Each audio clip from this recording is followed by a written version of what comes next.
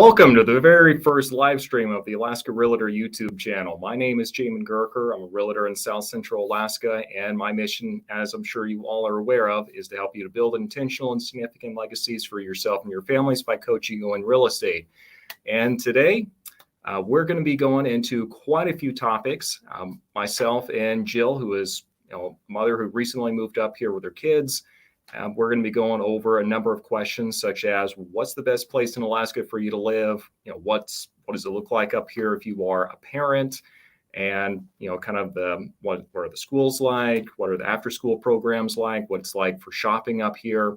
And we'll also be discussing the rental market, the housing market, and making the special announcement at the very end here. Before we get started, though, these live streams are only as good as you guys make it. So we're going to be giving you plenty of opportunities to ask questions and to really get those answers from us directly. Jill's going to be a couple more minutes here. She's actually out moose hunting right this minute. So really jumping right into the whole Alaska scene up here with both feet. But yeah, that does mean the internet connection can sometimes be a little spotty. So I'll go ahead and get us started. And we'll go ahead and just catch up with Jill once she is able to get through here. And like I said, do make sure that you post those questions down below as we're going through each one of these sections, just so we can get those answered directly and have them featured on here as well.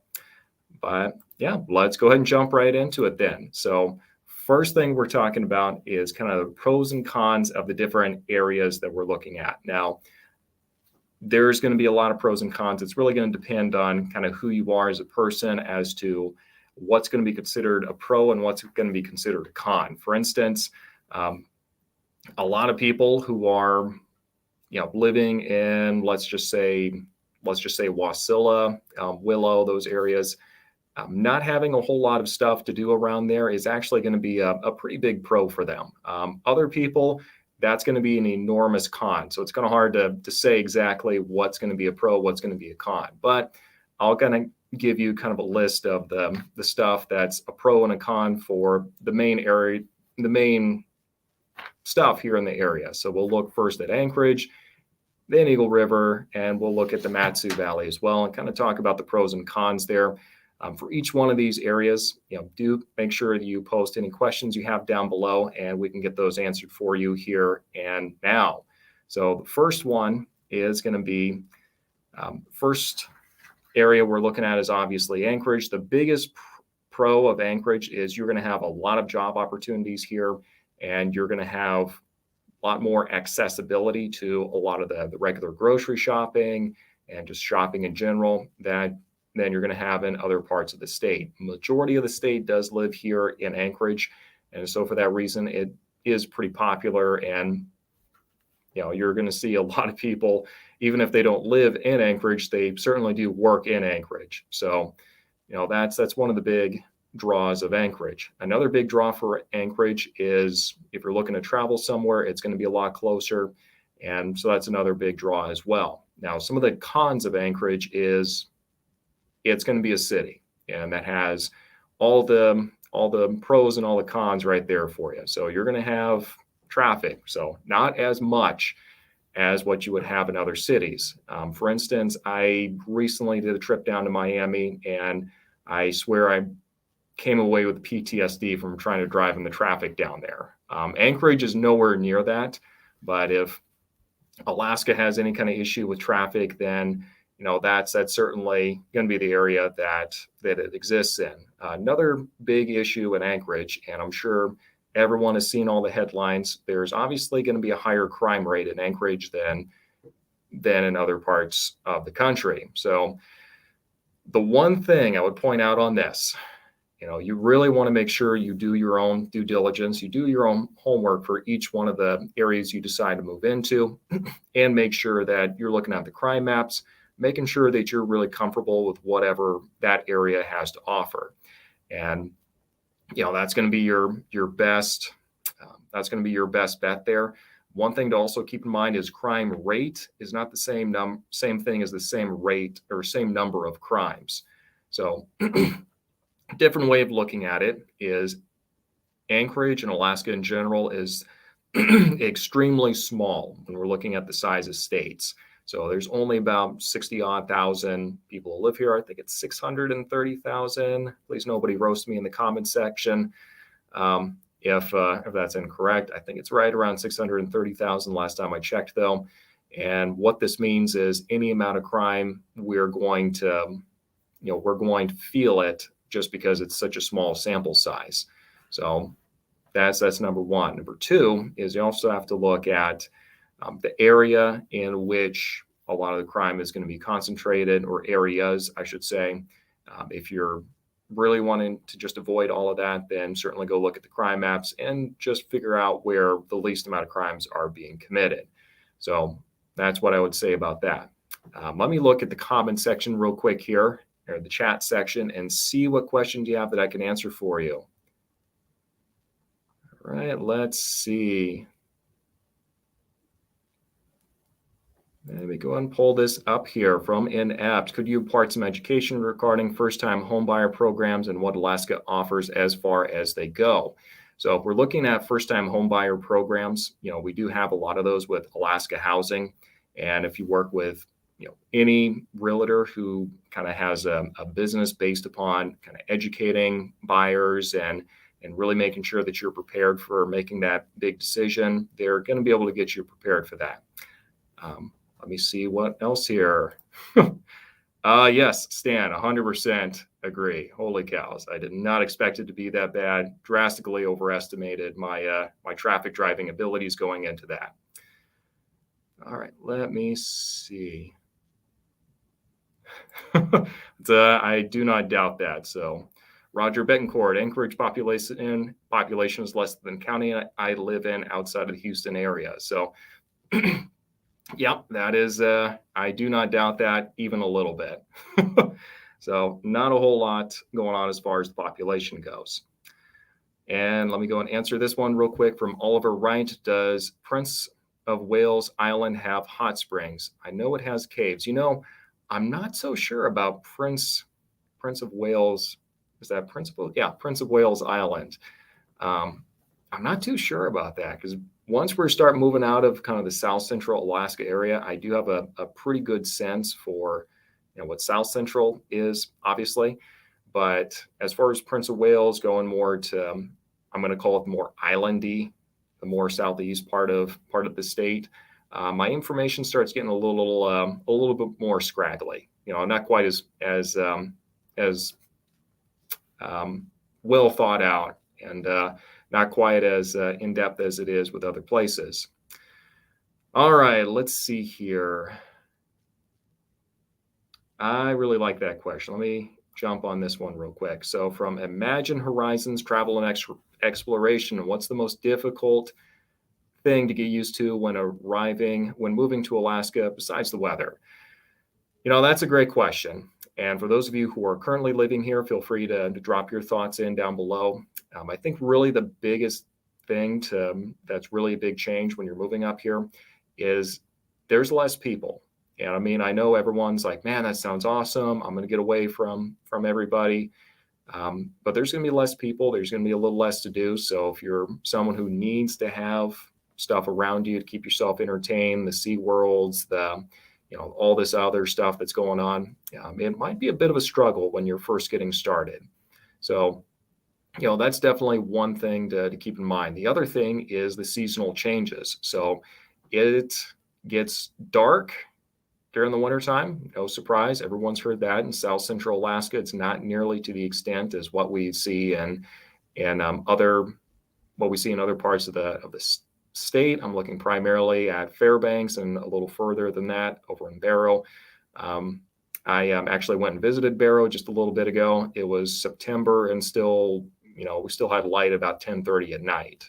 Meanwhile, obviously sun's going down a lot earlier than that in South Central. So lots of variety on the sunlight, but long way to say, yes, the seasonal change is going to be a big one. You don't really know how the lack of sunlight is going to impact you until you actually get here and live through it. I kind of shared this before. I kind of definitely do struggle with a little seasonal depression during the wintertime. And it's something you can you can definitely work through. If you do have to lean into community really hard, you have to make sure that you're staying on top of your regular patterns. And really, I want to emphasize this, that you don't let yourself self-isolate during the winter time. That's a really big one. Other than that, it's really going to depend where you're coming from. If you're just used to an area where you can just go anywhere, like you're in Colorado and I can pop down to Texas, I can go to, I can go to Florida, I can go to all these places really, really quickly. Alaska might feel a little isolating. So that's one of the biggest challenges I've seen for people who are moving up here. All right, let me take a couple more questions here. Yeah, let me do a couple more questions here, and we'll go ahead and move on to kind of the pros and cons of Wasilla and kind of of Eagle River, I should say. So from Steve K, what is a good resource to learn about property taxes in Alaska? They seem to be exceptionally high, even considering no income or sales tax. So that's a great question. So there are going to be resources online where you can go and find out the specific tax value of a property. And one thing I want to make sure up front is we understand that the assessed value and the market value of the property in Alaska, two completely separate things. Okay, because Alaska is a non-disclosure state, and we don't make what you sold the property for available to the tax assessor to let them determine the value of your property. And the reason this is important is because you might be getting a higher tax rate, but instead of them charging you, let's just say $400,000 you paid for, they might only be charging you for like $350,000. So that's where it's pretty important. And also, when you do eventually buy a property up here, this is where it's really important that you don't go and share with a tax man how much you actually paid for the property. They'll send you a couple letters. They'll sound super official, but they are not. And you know what? Looks like we have got Jill here. We're going to see if we can add her here. Internet's a little choppy, so bear with us. All right. Can you hear me, Jill? I can. I'm so sorry. For some reason, like I had internet service up until the moment I was supposed to have internet service. And then it was gone. Of course. How's hunting? Did you guys catch anything yet? That's just how. No. And that's why we're still here. Like I thought we'd be back by like Tuesday, maybe even Wednesday. And we are still here looking for moose. It's the longest camping trip I've ever been on. Yeah, I mean, hunting is really just camping with a gun. That's all it is. It really is. And so now I'm like just hanging out in the truck in the middle of nowhere. I still couldn't get my internet to work, so I had to like hotspot to somebody else's Wi-Fi. Yeah. Yeah. Well, sounds like we got lucky then. So we're just kind of going. Yeah. So we're kind of just going through the pros and cons of different areas right at the moment. So let's go ahead and switch gears. Let's talk about the Matsu Valley. So you've lived out here in the Matsu Valley actually longer than I have. I recently moved out here. So I guess for you, what's kind of been some of the pros and cons for you? Okay. So the pros, like when I moved here, I honestly thought I was moving into a smaller community. You can't really tell how big something is based on a map, and the numbers didn't make sense to me. So I honestly thought I was moving into a way smaller community. But now that I'm here, I'm actually glad that it's not. So I feel like the pros of being in the Matsu Valley are there is a Target, there's Walmart, there's Fred Meyer grocery store. I mean, it's got a lot of things that you would need. The cons, I guess, if you're looking for something like way smaller, that would be the biggest con is, honestly, it's really not a teeny tiny little community. I mean, it's a pretty good size area. Yeah, because I mean, the thing about like the Matsu Valley and then Wasilla in particular is you've got, yes, Wasilla proper, and then you've got everything kind of out on the outskirts, just outside of it.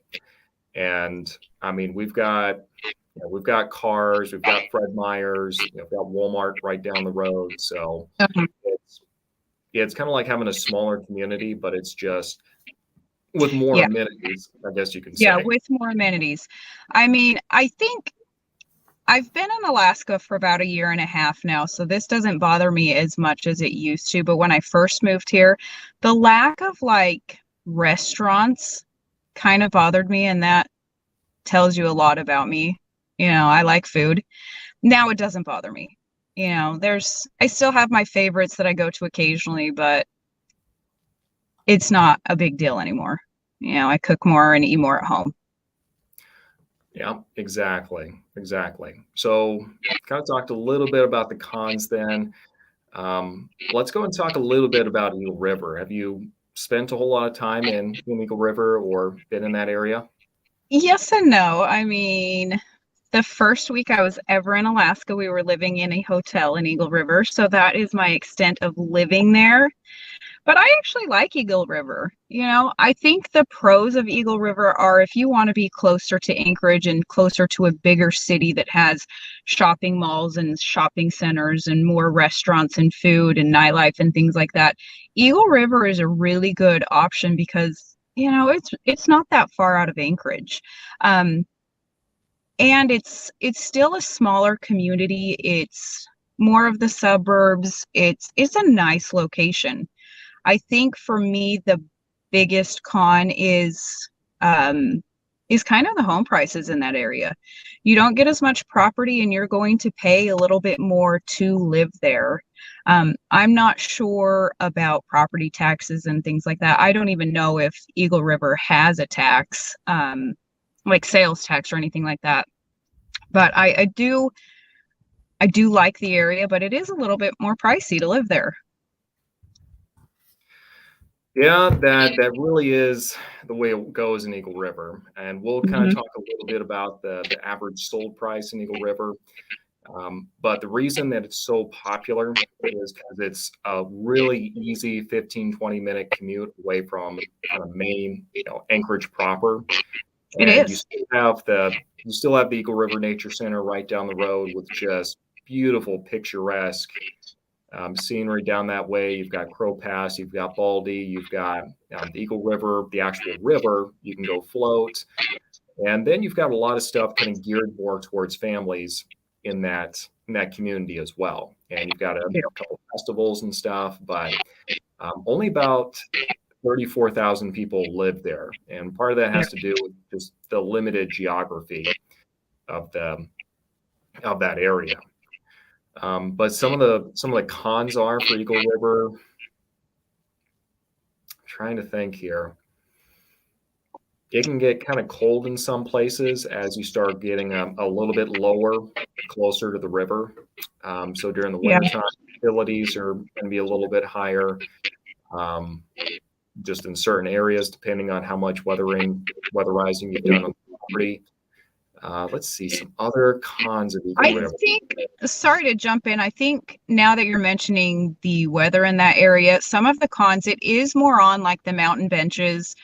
And I think as far as driving in the winter goes, the roads there are way icier. Like they really are. And I honestly feel like living in a lot of the areas in Eagle River, you probably wouldn't want to have just like a two-wheel drive truck or even a front-wheel drive sedan or anything like that as your primary driver. I feel like there might be times when you wish you had all-wheel drive or even four-wheel drive for some of those steeper locations.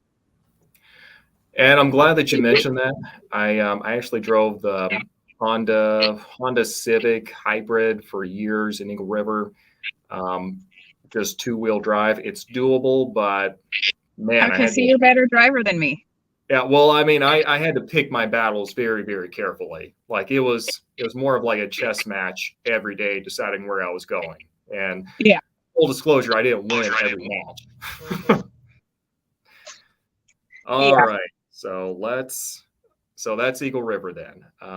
One of the nice things about it too is Eagle River really is kind of the envy for Anchorage um, as far as clearing out all the snow as soon as it snows.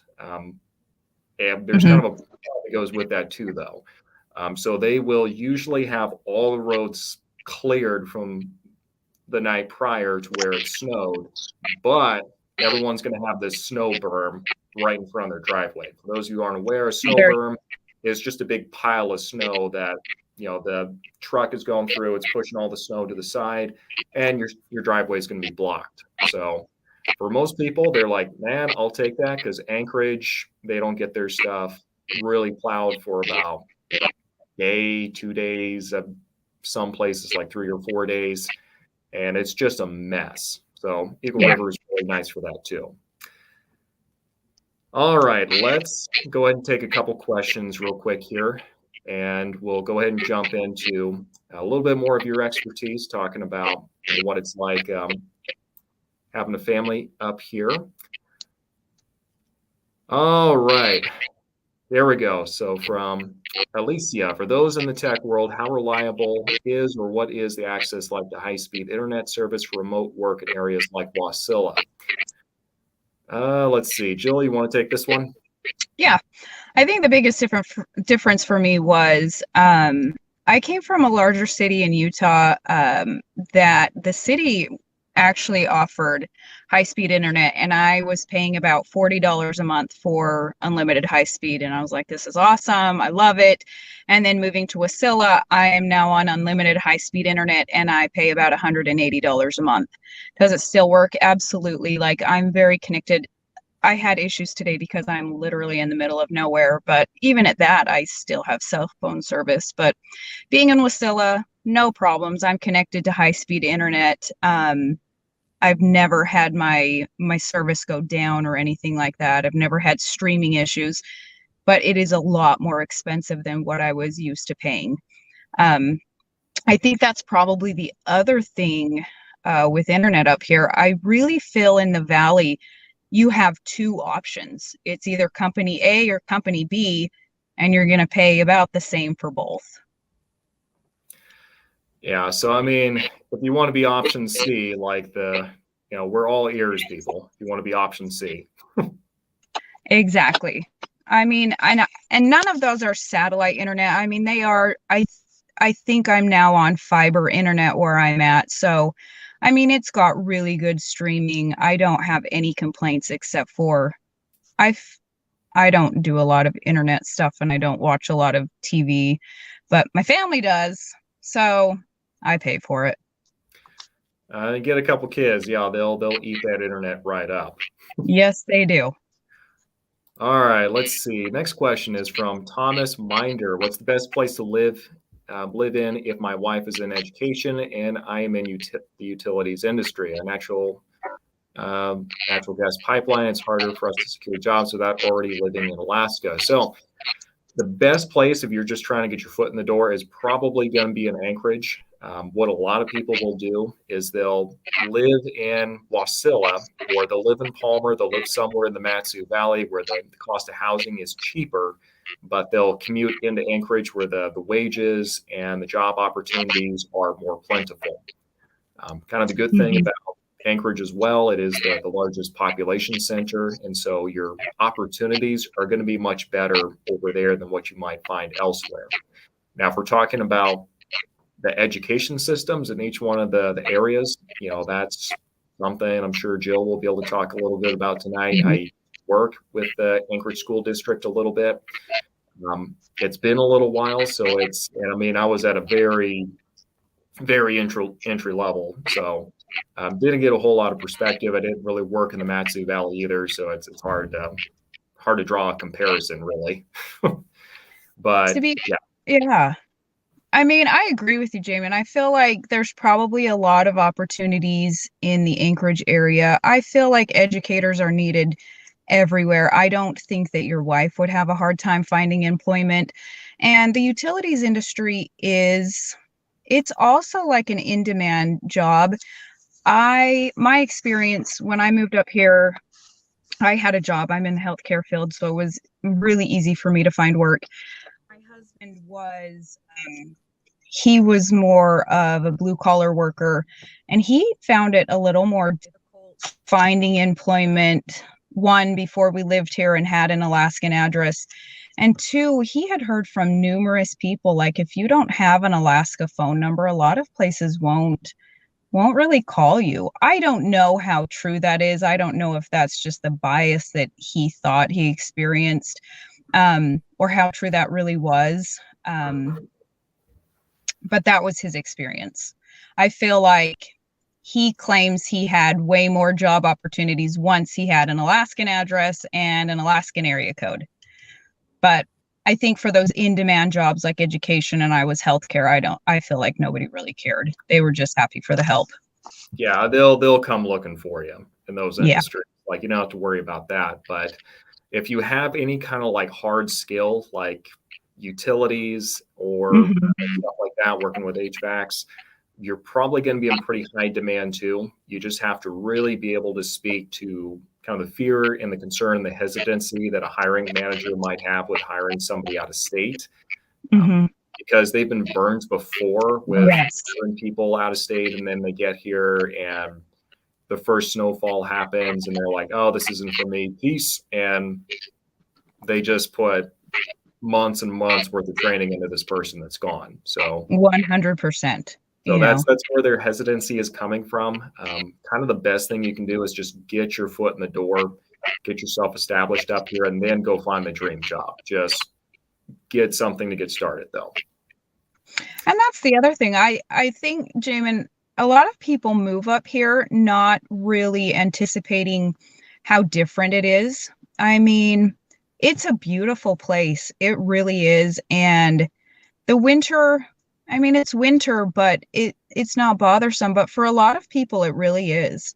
And it can be isolating at times because, you know, you really are thousands of miles away from the lower 48. It's not a simple car ride to go home on holidays and weekends, you know, and I think all of that combined, you know, sometimes people think that they can move up here and that they're going to love it. But once they get here, they realize that there are some unique challenges to being here. No, 100%, 100%. All right, I'm just going to read this real quick just because it made me laugh. But heavy traffic at Anchorage is relevant to the rest of Alaska, not the lower 48. Anchorage traffic is a joke compared to Honolulu, where I'm from. Such a relief. Yep, I would have to agree with that. Let's see, from Thomas again. Is cost of living comparable to the lower 48? So I'm actually going to be bringing an economist on in a couple weeks here for the live stream. Well, probably for a podcast with the economist, but actually, Alaska, the cost of living index is about 38% above the average cost of living. And I think the majority of where that additional cost comes from is with food, just because it costs that much more to ship stuff up here. So, that's really where most of the expense is going to be coming from. And I can add really quickly, like, I didn't feel that it was a huge increase in price in food.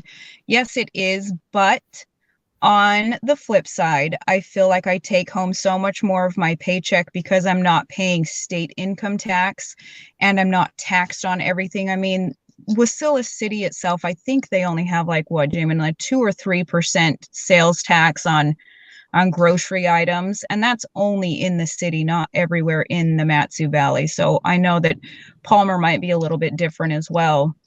But to be honest, I feel like I take home much more of my paycheck than when I was living in Utah. So yes, you do pay a little bit more, but you're not as heavily taxed here as you are in other areas. So yeah, I feel like it kind of levels out. Yeah, and that's a really good point. And, also something that offsets it is the PFD, which this year it's about $3,200 a person, the last time I heard. So, if you've got a large family, you do the math. But I always tell people, hey, let's not make plans based on the PFD being a certain amount every year. The PFD should just be a nice little bonus for you, and keep it at that. People get in trouble when they make their entire plans based on the PFD being a certain amount, and politics in Juneau don't allow that to happen. So, all right, real quick here. From Mr. Roger, is the icy roads connected to the winds? Um, I don't think so. No. We do I get don't more think so winds. either. Yeah, we do get more winds in the Matsu Valley, like famously so last January. Um, had a hurricane force winds going through the Matsu Valley in Wasilla. So, I mean, you were there at that time. What was that like? Um, it was interesting because, and this is just me not even thinking about these types of things. I live in an area in Wasilla. It's actually unincorporated, so I'm clear out on the Kinnick Goose Bay Road. The wind does not get bad out there, but there were some gusty winds. I know that at the time of those winds, my power did go out. And this is the silly part.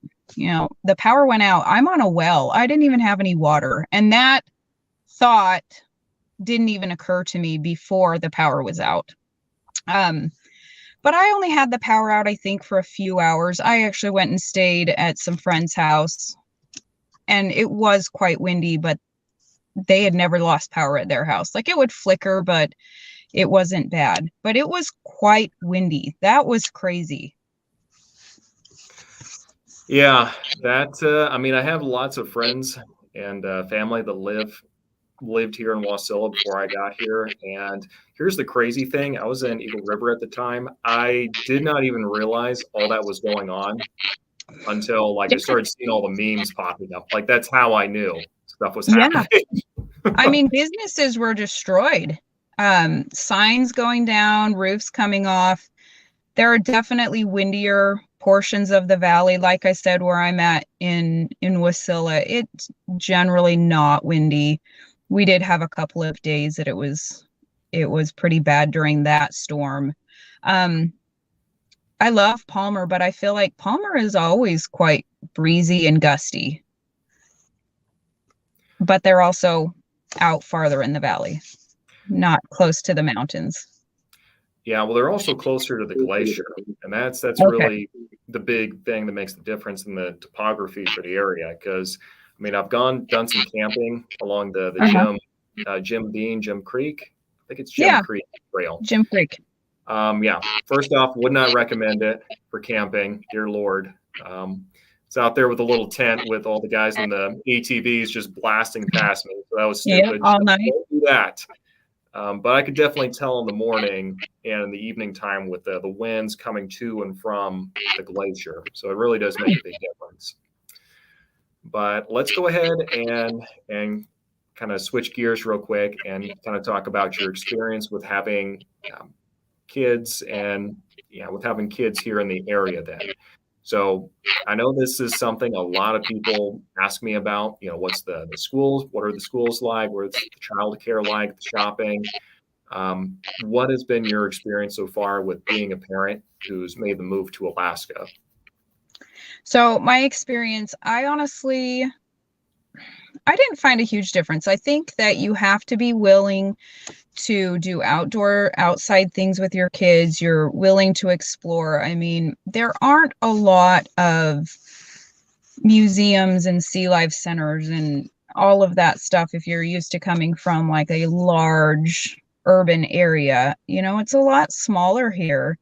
But I feel like there's so much to do if you're willing to get outside and brave the weather. Like, that's the other thing that's different. And I laugh about Alaskans. They don't let the rain stop them. Where I'm from, if you have an outdoor activity planned and it's raining, you cancel and you plan it for a different day. Not in Alaska. You just work right through the rain. Just make sure you have rain gear. So as far as parenting goes, my kids are a little bit older. I've got a 10-year-old and a 14-year-old. And so when we do back to school shopping, it's a lot of Target. Fred Meyer's has some fun, nice clothes. But for my 14-year-old, she's starting to get more into the trendy things, bless her heart. So we did do a lot of heading into Anchorage to shop at more of the malls and the trendier stores. It's not a big deal as long as you plan for it. It's just about an hour drive. Gotcha. So I guess one of the big questions I would have then, how much in like groceries would you say you guys pay for? Because there's like an entire like YouTube channels out there devoted to people just walking around grocery stores. So do you have kind of a general idea for how much you guys will spend on groceries for a month? For probably a month, 3 to 4 people, we probably spent $1,000. But like I said, my kids love food. And I think a lot of the problem was I work a 7-day on, 7-day off schedule. So on my 7 days off, they're kind of bored. And I think it was more like, what is there to eat because there's nothing else to do. I think that would probably significantly be less if it was like now that it's during the school year. It is less now that they're not home eating nonstop all day. But I would say probably still, $800 to $1,000 for a family of 4 if you're, making a budget and cooking at home. The other wonderful thing about Alaska, though, that I've been able to do this year, that's why I'm out moose hunting now, so that we can supplement some of our proteins with wildlife.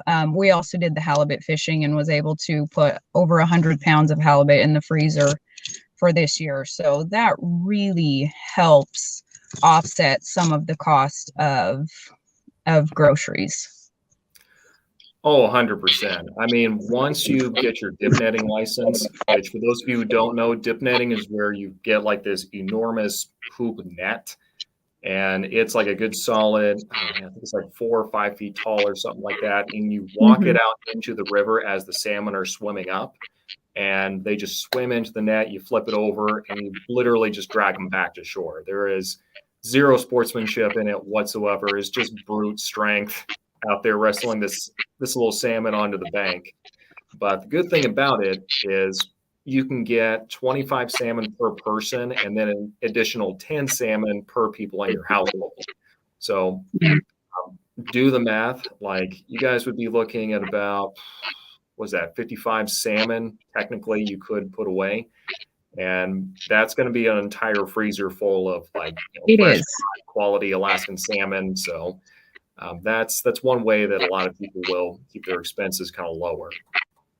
Absolutely. And something just so refreshing about knowing where your food comes from as well, and knowing that it wasn't farm raised or having all of these preservatives and everything added. Like, it is just so fresh and so good. Yep, absolutely. So let's go and talk a little bit about the schools then. Can you kind of talk a little bit about what your experience has been with the schools in the Mat-Su so far? Yeah, the schools are great up here. I'm a huge fan of public schools. I went to public schools growing up. I'm a fan of public school. The schools up here, they're a lot smaller than what I'm used to down in Utah, which is not a bad thing. Having that more one-on-one attention for your child is not a bad thing. The biggest struggle I think that schools are facing right now is that there are not enough teachers, and the schools up here, they need bus drivers. Not everybody lives within a mile radius of the school.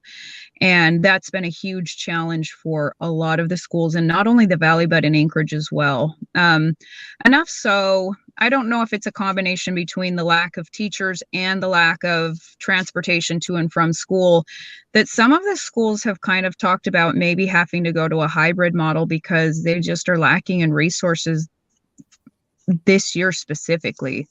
But other than that, I think the schools up here are really good. I think that it's a quality program. They're getting good. They're getting a good education. There are private schools as well, but unfortunately I haven't looked into them, to be honest with you. Yeah, I mean, they do kind of start getting a little spendy too, but They do. Yeah, I mean, I kind of speak a little bit to the bus driver shortage disaster we've had for the beginning of the year here. I actually do have a friend that does teach in the system right now. And I mean, the shortage of bus drivers has really been kind of a concern. The reason and why we got to that point, we can certainly talk about the politics behind that, but it definitely does present a big logistical issue, especially when we're right at the beginning of the year. Mhm. I will say the local military, I believe it was the Air Force, if I recall correctly, stepped up and said, hey, we have bus drivers. We are wanting to get back to the community, so we will, bus X amount of buses for a little bit to give you guys some time. So, the community really does kind of step up to the plate when it matters. All right, let's go and take some questions real quick here. So let's see. Imagine Horizons. My husband and I are considering making a move to the Anchorage area. We're looking for seclusion and peace. However, I do have several major medical issues. How is the healthcare system? Jill, this one sounds like it was This tailored. one's right up my alley.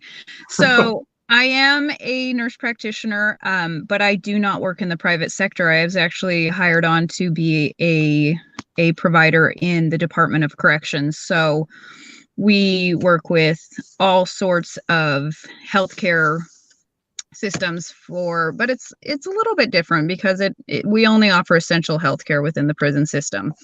However, I have been impressed from what I've seen. We have a lot of inmates that end up with broken hands, feet, legs, arms. They have injuries, and not only caused by each other. But I feel like the orthopedic groups are really good up here. We've got quite a few inmates with cancer, and they do get top quality cancer treatment. And they don't even have to leave the valley for that. That's another thing. A lot of people would think that maybe you have to go all the way into Anchorage for a lot of these specialty care, but you really don't. There are quite a few specialty groups right here in the valley. There is orthopedics, there's ophthalmology, there are cancer treatment, there's family practices, there's urgent care, there's a hospital.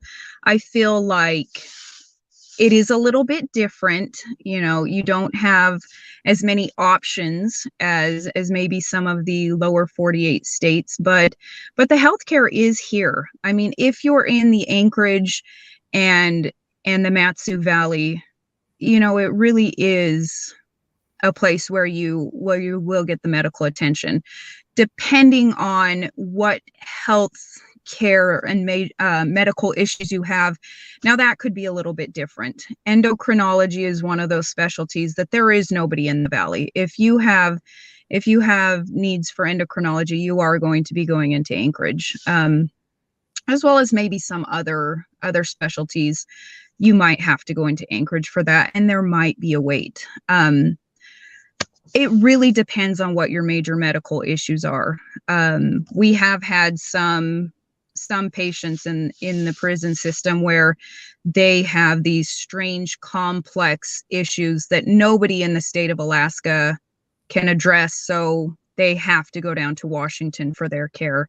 That is very rare, but it is something that happens. Yeah, I mean, we do have most of the medical treatments up here, but if you start having something very, very specialized, then you're probably going to have to go out of state. But that's really going to be true of just about anywhere you live, with the exception of, living in the, the big population centers that are down. Let's go and look at this one real quick from Elisa. How often are there power outages in Wasilla? Is a backup generator a necessary household item? So, I don't think these outages are particularly common, especially not the one that they had in January. I don't know. Jill, if you want to talk to that too. I don't think outages are really that common. Yeah, in the year and a half I've been here, there's just been that one outage. And those were terrible windstorms. I feel like there's been nothing close to that since then. With that being said, I don't think that like a backup generator is necessarily a bad idea.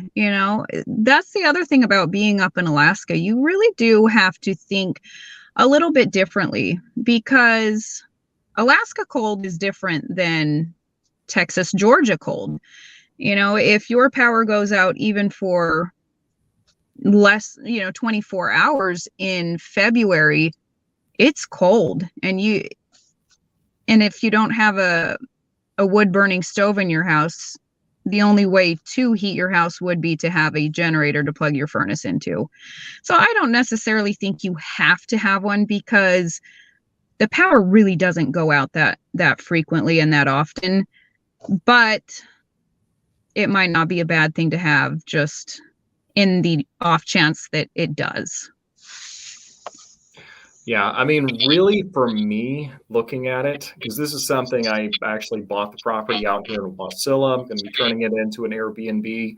And I was like, okay, just from an investment standpoint, I don't want to take the chance that something, there's another windstorm, the power gets knocked out, and suddenly my pipes are freezing and my investment suddenly needs a lot of work and needs a lot more capital put into it. So what I did instead of investing in the generator, though, because those generators are solid $12,000, $15,000 or more investment to get it done. And even then, it'll power the house, but it's not going to be just indefinite. So instead of going with a generator, I decided to go with a wood stove. And the thing about the wood stove, I mean, that thing can get piping hot and it keeps the whole house warm perfectly fine all by itself. Like I was very skeptical of it at first, because I was like, just little stove there. How big of a difference is that going to make? I'll just lob these logs in here and see what happens. And it increased the temperature of the house by about 10 degrees in the course of an hour. So yeah. And it'll do that. So generators are not a bad idea, but I think definitely a wood stove might be the better option. You're not necessarily going to have electricity, but it sure as heck is going to be able to stay warm just fine. I 100% agree with you. I rent right now, and the house that I'm in does not have a wood stove. And so it's not my house. I can't really cut a hole in the wall and put in my own wood stove. But when I get my own house, that will absolutely be something that I will be including, is a wood stove. And I'm telling you, they are the way to go. I was a little skeptical at first, but I'm a believer now. I'm going to cut down every tree in sight. All right. Quick comment from Shannon. Cost of food has not been an issue for me. I moved from Orlando, Florida, and I live in Eagle River. Don't notice any difference, honestly. That's what I agree with. Yeah. So another one from Thomas here. Are Alaskans welcoming outsiders or standoffish at first? I can talk about this. It's probably going to sound best coming from you, though. I don't feel like they're standoffish, but I also don't feel like they're super welcoming. I feel like it depends on the community you're in. When I came up here to work, a lot of the coworkers I have are actually outsiders that have moved in, but there are quite a few Alaskans, and they're willing and helpful. They're very, very kind. Kind of the running joke here in Alaska is if you're broken down on the side of the road, you might have 10 people stop to help you, but they won't invite you to your house or to their house afterwards for dinner. And that's probably a good analogy. Like, Alaskans are very friendly. They're very helpful. Like, if you need something, but they're a little more closed off to who they let on their inside circle. And, it takes them some time to warm up and really, really let you into that friend group. Yeah, I would have to agree with that. It's a very transitory state. So most people are going to remember what it was like being the new person here. And most people are going to be very willing to help. But keep in mind, the reason you're wanting to come up here to get away from people and the masses and all that, that's probably the reason most other people are moving up here. So they're usually not going to be the warm, bubbly, roll out the red carpet kind of crowd. But if things go sideways, then they're exactly the people you want to have in your corner. Absolutely. That being said, though, you do definitely get some cranky old timers who have been here for 50 years, and because they're going to tell you within 10 seconds they've been here for 50 years, and they for whatever reason, don't really like all the civilization catching up with them, which is crazy that about 630,000 population is too many people for them, but that is what it is. It is. All Yeah. right. Quick thing from Mr. Mango real quick. Food shopping at Costco and Walmart really helps the grocery bills. Walmart is my go-to place for canned goods, pasta, and smaller quantity items. That is good. Quick word from Cody. Got orders to J Bear. Congratulations. And we'll be arriving in early April. It'll be me and my spouse. We were a young couple in our 20s. Any tips? I'm definitely a big outdoorsman, so that's a plus. So the big thing when you're looking at coming up here is, luckily the military is going to be taking care of most of the logistical aspects of it, of getting your stuff up here. So that's definitely going to be kind of a big pro that you guys do have going for you. Something else that I would say though, you want to get out and actually enjoy as much of the state as you possibly can. I've seen a lot of military folks, they'll get up here and it's like they never leave the base. And don't get me wrong, they've got a lot of great on-base amenities and options. And Clooney Lake, for instance, usually stays very well stocked. You've got lots of bears back there. But it's one very small part of the entire state. So you want to get out and enjoy as much of it as you possibly can. Now, as far as the logistical aspects of it goes, really the big thing you can do is just consolidate down as much as you possibly can. The military will ship it, yes, but I'm not sure what shape it's going to be once it does get back. So that's just one thing to really keep in mind. Also, keep a pretty close eye on your BAH if you are coming up here, and that, or basic housing allowance, and that's going to give you a pretty good idea for the area and how it really compares up against the place you're currently coming from.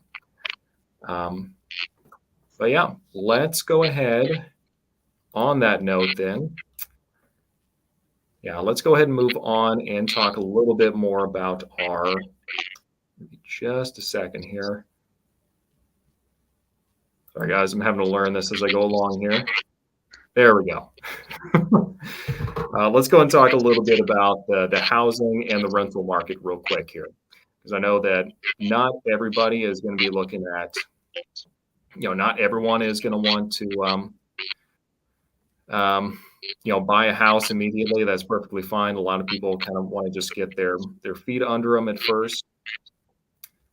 So let's go ahead and take a look and see what's going on with the rental market. And this is actually pretty interesting to me, just because we have seen some movement lately. And let me go and cancel that real quick. I'm going to make sure that I don't show you guys a listing presentation that I just did. So let me close out of that.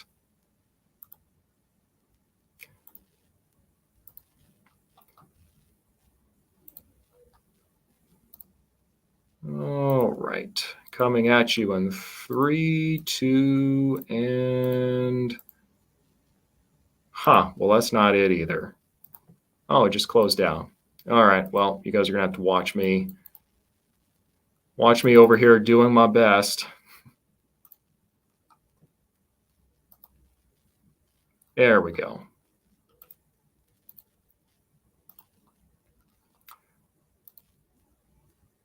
All right, share the screen. There we go. Figuring this out step by step. So one article that I found very useful when we're kind of getting an idea for what's going on in the rental market here in kind of South Central Alaska and Alaska in general is going to be this article that came from the Alaska Economic Trends that came out just a little bit ago. And it's really solid because it's very numbers based. It's comes from the state, so the sources of the data is usually going to be pretty solid. Once you start looking at the housing, I can definitely add some more insights to it, but by and large, it's pretty accurate. So, title here of the article: higher rents, fewer vacancies. So that is definitely something that you see reflected in this article. Let me see if I can zoom in here a little bit so you can see the numbers a bit better, but rents are definitely going up in some areas. I'm looking specifically here in Anchorage, the cost of renting back in 2021 was about just shy of $1,200, and now it's sitting at about $1,339, which is about a 14% increase for the average, for the average amount of renting in Anchorage. Now, there are definitely reasons for that. And that's something I've been trying to figure out. It's like, well, how come, the pandemic and everything that's happened, why would that result in higher rents? It's not like we suddenly just had, miraculously more people up here. Like looking at the data, we actually have losing a population of about 2,000 a year recently. So, why are we seeing this? Well, one of the reasons that they kind of point out is the heating prices, because the cost of oil is going to be impacting everything. But the heating prices they dispel right off the bat is not the reason that we're seeing an increase here, because usually in Alaska, the price of heating is going to be covered by the tenant, unless you're renting out an entire house. But across the board, rents rose in most areas, especially in Anchorage, as we talked before. Anchorage is sitting at about 14%. The entire total is just over 8%. If we're looking at the Matsu Valley, the rent is about $1,050 this time last year. It's gone up a little bit, but not too much. It's just under $1,100 for the average, which means it's gone up approximately 4%. And you can obviously go down here and check out the rest of the rents here, but by and large, that's, Anchorage is going to be the lion's share. If you're looking at Ketchikan or Wrangell and St. Petersburg, you actually see a decrease there. So there you go. If you're looking for a place where it's going to be less expensive compared to the year before, that's all you. So they kind of talk about that a little bit. Let's see here. Trying to just give you guys the highlights. Yeah, so one thing that they also wanted to make sure that we knew in this article is Alaska, it's really just starting to follow the trend of the rest of the country, because this is kind of the way the rents have been in the entire US, and this is Alaska. Past couple of years, it hasn't been, if you're a landlord, that's not great. And that's something you heard a lot of investors really, really worried about. Great if you're a tenant, not great if you're a landlord. But then, this thing called the pandemic happened, and then suddenly all of our rents started going up, and now it's just kind of keeping pace with what the rest of the US is doing. So might be going up, yes, but realistically, it's just kind of keeping pace with what we're seeing here. So why exactly are we seeing an increase in the rental prices? Well, a big theory that they have here is because the cost of housing is going up, and the people who would normally be going and trying to purchase their first property are suddenly having to wait. And instead of going and buying a house, they're having to find a rental property. And, this is especially pertinent for kind of the younger age group, where they might be moving out of the house for the first time from their parents, and they were planning on going and buying a house, and now they're having to go rent instead. Let's see. Evictions are another source of rental vacancies. While the federal moratorium on evictions ended in August of 21, federal emergency rental, Alaska has no publicly available eviction data. More than 26,000 renters, about 3 in 10, received a share of the $262 million in rental assistance distributed during the pandemic to help tenants pay back rents and utilities and offset future payments. So, that's starting to go away a little bit too. We haven't really seen a whole lot of people not paying their rent up here. By and large, people were pretty good about continuing to pay their rent. You had a couple people that were kind of using the system, but by and large, people kind of stayed up with their rents. All right, so we kind of talked about that a little bit.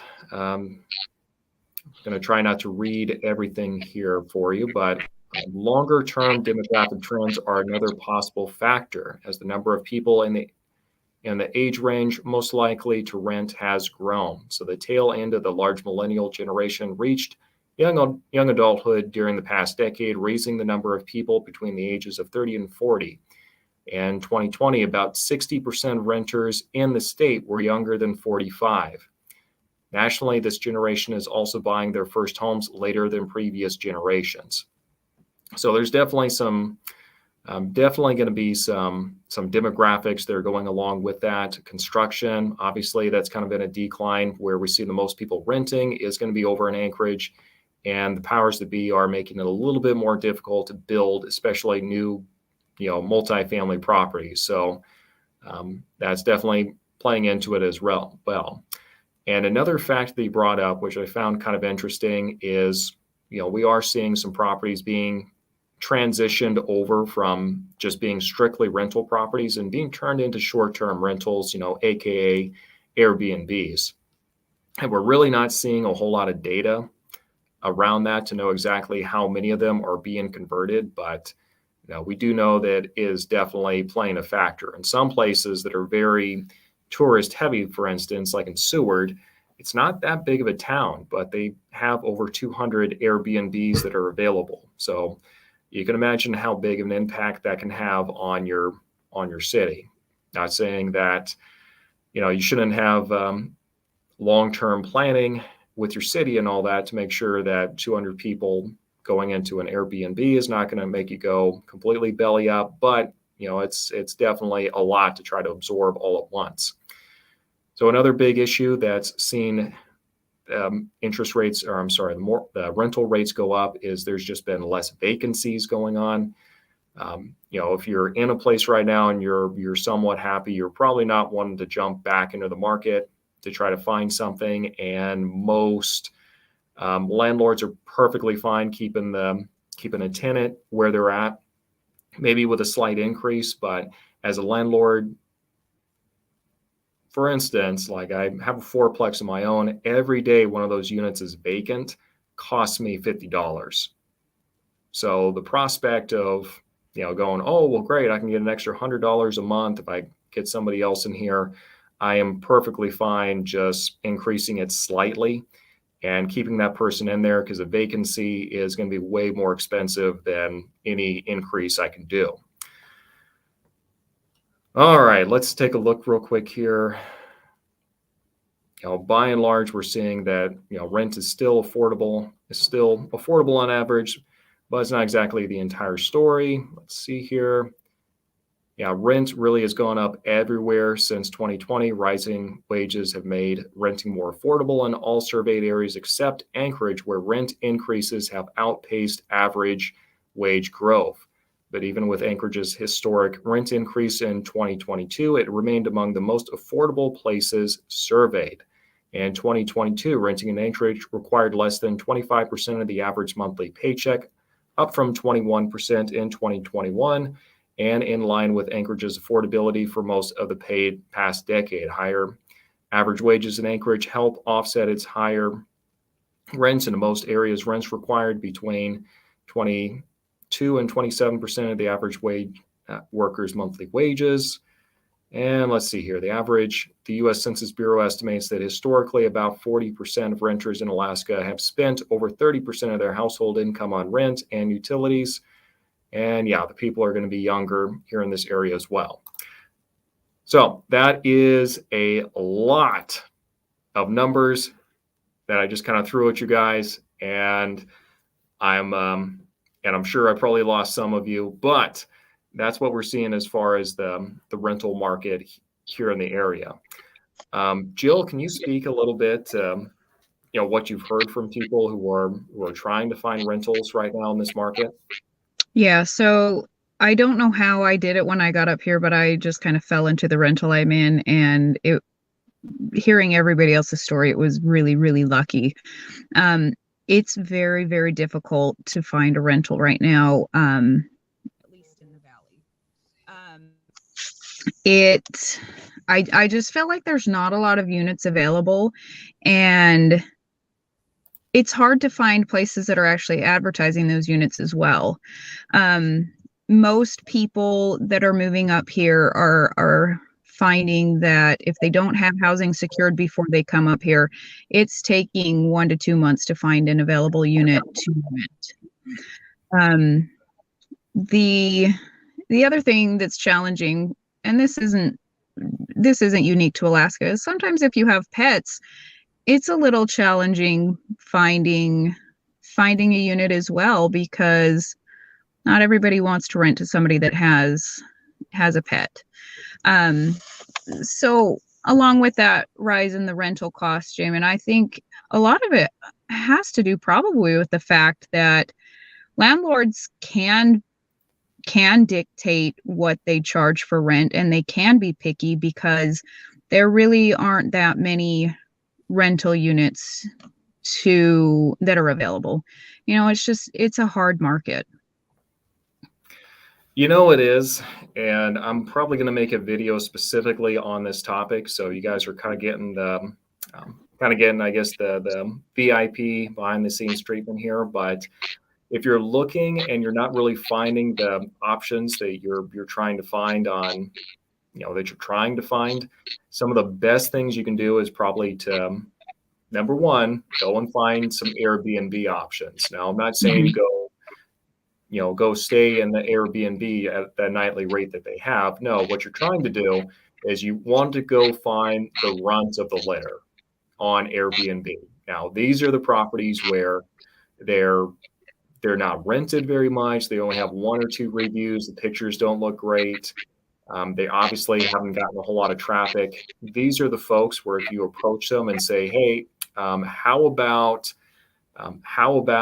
I'll come in, I'll rent it from you for this amount, bit of a discount from the monthly or the nightly rate, and I'll just be a tenant for a couple months or however long you need to be there.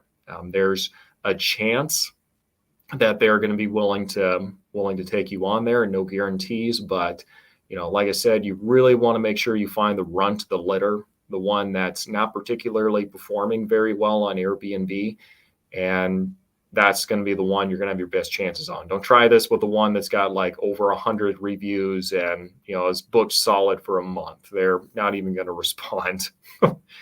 Another tip I would have for those of you who are looking at finding a rental up here, Jill's 100% correct. If you don't have pets, that definitely does help out quite a bit. If you do have pets, obviously just kind of lean into it as best you can. Just be very upfront with them.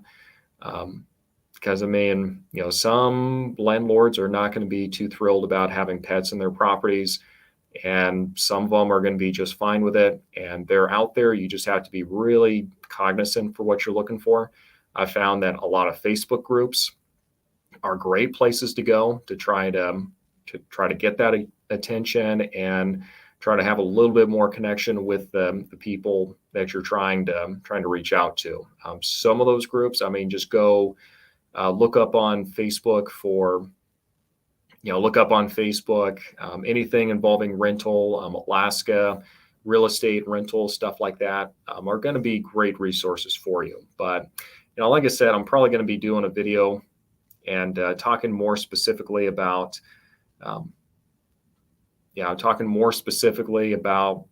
places you can go, stuff you can use, strategies you can utilize in order to help you to find a rental up here.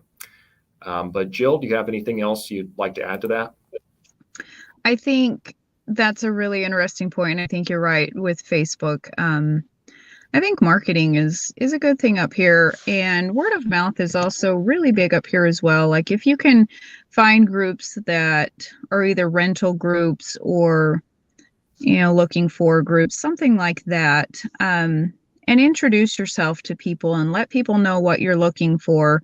I think that's a better way to find something as well. I know of a lot of people that have had success that way, where they're able to market a little bit more. The other thing with that is I'm sure this comes about from people getting burned in the past, but landlords want to know that you have a good rental history or that you have employment secured and things like that. They want to feel comfortable with you renting their property, that you're going to leave it in a in a good way, that you're not going to completely destroy it. So, and that especially goes for if you have a pet or something like that. They want to know that you're going to take care of it. Exactly. I mean, one idea too might be to like take pictures of the property that you just vacated and say, hey, this is what it looks like, and this is how your property is going to look too. So, if pets is really the big issue you're running into, that might be a strong option for you. So, not every landlord's going to be the same way. Some of them couldn't care less. Some of them are going to care a lot, and you just have to kind of understand who it is that you're talking to. Let's go ahead and go through. Yeah, let's go ahead and go through a couple of questions here. Let's see here. People that moved, what did you bring and leave behind? We have a 5-bedroom house. Feels like a massive chore to get all that stuff up there. Yeah, that's a lot. I can tell you my experience with that. So there were a lot of things that were left behind, but there were things that I was not willing to part with.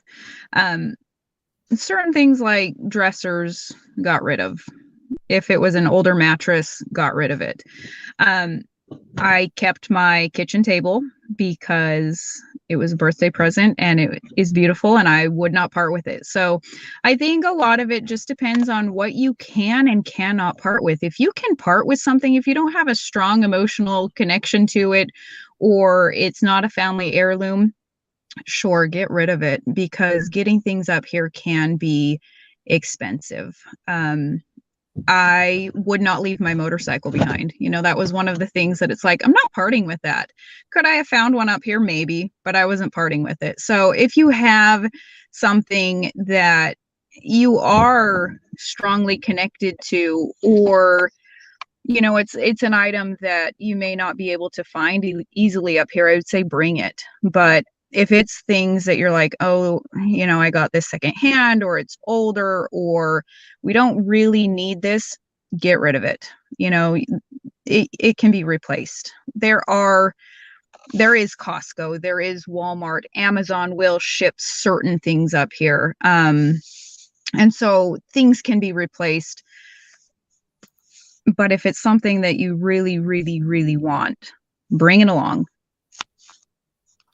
Yeah, absolutely. I mean, where I was pretty lucky in my stage of life where, single guy, no kids, and I literally was able to consolidate it down to 2 checked bags and carry on. So that's probably about as streamlined as you can get. I do not suspect you'll be able to do that yourself, but if you guys can, like Jill said, consolidate down as best you can, because if you don't, you're going to find out pretty quickly why everything is so expensive up here. It is, and it's not a cheap move, to be honest. Like, luckily my work paid for a lot of the relocation costs. I use the company U-Ship. Is that the one where you like get a storage unit container and you can ship it? We used that. And then we also ended up buying like a 45-foot enclosed trailer. And pretty much if it didn't fit in that little shipping bin and it didn't fit in the trailer, it didn't come. So there were things like dressers and beds that it's like, yeah, it's not going to make the trip. And that's okay. I got a new mattress out of it. There you go. There you go. Silver lining. Yeah.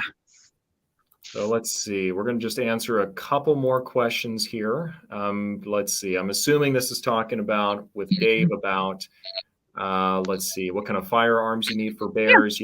Really the best thing that I've seen, and this is back and forth in a conversation I actually had on YouTube just a little bit ago. Statistically, the best results from the bear encounter are when somebody has bear spray, and instead of necessarily having a firearm. And the reason for that is if you have just a firearm, let's say things do go sideways, you can't avoid the bear, the bear's not having it, then you have to use the firearm.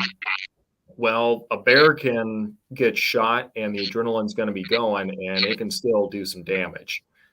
Meanwhile, if you have bear spray, though, and you hit that thing right in the face, it's going to have some involuntary bodily responses that it can't avoid. And so statistically, I saw it was about 72% goes about 72% better with those encounters when you have just bear spray versus just a gun. Just a But firearm. yeah, obviously the best thing you can do is have both and just, rely on the bear spray, and like the firearm is like worst comes to worst case though. Obviously, you've been up here a lot longer than me. I ask everybody like how often they've seen a bear. I've seen one bear up here, and it was actually down on the Kenai Peninsula last year. We've been out here hunting moose, and I haven't seen a bear yet. We've been walking. Yeah, I haven't seen a lot of moose either. So apparently, I am doing something wrong. But personally, on my person, I pack a 44 Magnum revolver. In camp just in case. We have a 45-70 lever action rifle. And I've heard a lot of people will like either a 40 caliber handgun or a 10 millimeter. To be honest, any of those are going to be just fine for bears. But if we're being realistic, you are more likely to get trampled by a moose than you are to be attacked by a bear. The moose are much more aggressive and much more, they're much more likely to, you're much more likely to encounter a moose than you are to encounter a bear. Most of the time, if a bear sees you, they're going to run off the other way unless, it's a mama and cubs. But the moose are quite aggressive. You are more likely to encounter a moose, and you're more likely to have an unfriendly encounter with a moose than you are a bear. Yeah, absolutely. And that's something most people want to think about. So, I mean, I've run into bears a number of times. None of them have been like aggressive or anything close by any stretch of the imagination, but they're usually where you don't expect to find them. I actually ran into one like while I was just running in the residential areas in Eagle River. Oh, wow. So yeah, just running through the neighborhoods and, boom. Oh, there's a black bear. Cool. Yeah. And I think that's probably something that needs to be mentioned. You're much more likely to see bears if you live in Eagle River for whatever reason. They're not out in the valley as much as they are in the Eagle River area. Yeah, well, the reason for that is you've got that 50 square mile Chugach State Park that's like right there. That's a big state park where you can't really hunt them back there. And so they just multiply back there like crazy because there's no way to really control the population. Meanwhile, Matsu, obviously not the case. So yeah. But yeah, definitely there. You know what? I should probably avoid this question, but I'm gonna take it anyway though. From Samuel, are there specific neighborhoods of Anchorage to aim for or avoid for renting? I'm always going to tell you if it looks too good to be true, then it's probably too good to be true. So pay attention to the price. Once you've got kind of a sense for what the market rate is in Anchorage, and we've kind of talked about the averages, if you find something for like $500, that might be an indication that it might be too good to be true, and you should look a little bit closer and look at the crime maps. According to Fair Housing, you're not really allowed to say good area, bad area, but I can kind of be the source for you and kind of direct you where you need to go. Let's see. Other than that, one other thing I did want to mention real quick. I'm seeing a lot of people online, and I've got a lot of data on this, but I know most people don't get as excited about going over numbers as I do, so I'll just summarize. A lot of people are talking about, foreclosures, they're coming back, and this is going to be the next big wave, and we're going to wait to get a discount. And couldn't be further from the truth, especially up here in Alaska. So a couple of years ago, before the pandemic, there was about 260 foreclosed properties that were purchased. There was about 240 that were purchased the next year. Then it was 150. And this year it's like 64. Okay. And the total number of foreclosures available in the entire state right now is 10. That's it. So foreclosures only really happen when you see a collapse in the prices for people that have been in trouble lately. You really can't tell just because they're just because the market is so strong and they're able to put their property on the market and get it sold, and you never knew they were in any kind of trouble just because the market was so strong and you needed to buy something as soon as possible. So kind of this idea that this big collapse is going to be happening. Obviously, I can always be wrong. No one's crystal ball is 100%. Not really seeing it in the near future. For there to be any kind of a collapse, we need to see a drop in the prices. And while the inventory remains so low, that's not likely to happen anytime soon. All right, let's see here. Jill, you down to take a couple more questions? Absolutely. Okay, let's see here. Let's see. Let's see, folks, you got any other questions here? I'm trying to go through, kind of cull through here. Yeah, so one question I did see from earlier, though. Let's see, someone. There we go. Let's go with this one. Doctor of Dragon Studies, like the title, like the name. So how is the job market right now, specifically for industrial jobs? So when you say industrial jobs, I'm assuming you're talking more factory based? Are we talking more construction? Let's see. So if we're talking more about that, I mean, really, it's not a specific industry, but it's more about the hard labor skills you'll be able to take from one job and take it to the other. I kind of talked about it before in some other videos, but really the big thing is if you have kind of those hard skills, you'll be able to transfer those over into other positions that are actually pretty lucrative right at the moment. For instance, there are HVAC companies where they are literally bringing people in from out of state just because they can't find anyone to work on their HVAC, on the heating, the water heaters, the boilers. So if you're skilled in that area, then that's definitely a strong option for you to come up here and work in that. Let's see. But yeah, as far as factory, yeah, okay. So factory or skilled labor. If you're skilled labor, you should probably do pretty good up here. Does that sound about right, Jill? I think so. I mean, honestly, if you've got certifications and you have job experience, then I think you can do probably well wherever you go. I find that Indeed is probably a really good place to look for jobs. I feel like most companies that are looking for skilled laborers will advertise on Indeed.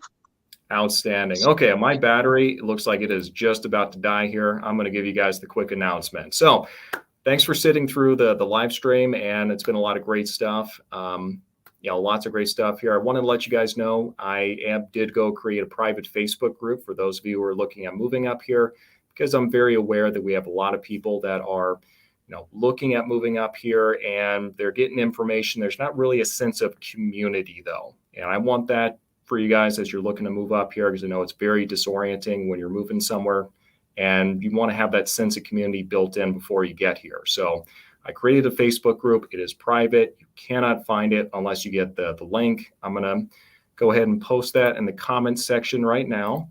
And how it works is it's going to be the first 20 people that can get to it, get in and can get approved. That wasn't me. Facebook decided to do that. As soon as we fill up in our top 20 people, I'm going to go ahead and send out another link on this live stream in the comments section later on here. And this is going to be really good because you can get information from other people going through the same process that you are. You can give tips. You can ask for advice from people who are doing the same thing. And then there's also going to be a social component to it, because I'll be going on there and saying, hey, I'm going to go hiking at this place at this time. If you're in the area, feel free to drop by. We'll go for a hike together.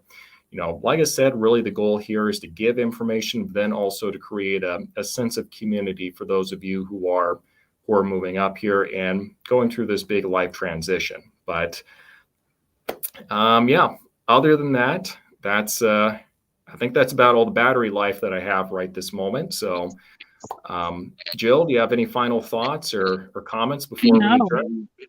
No, that sounds awesome too with the Facebook group. I mean, it is nice to have a sense of community, especially like when you are the outsider and you're trying to learn things. I think that sounds like an awesome idea. Yep, absolutely. Absolutely. All right. Well, folks, again, thanks for joining. And if you want to see more live streams like this in the future, certainly by all means, keep, make sure that you're asking those questions. And I really struggle with the dismount on these interviews and these live streams. So thanks for watching, and we'll see you next time.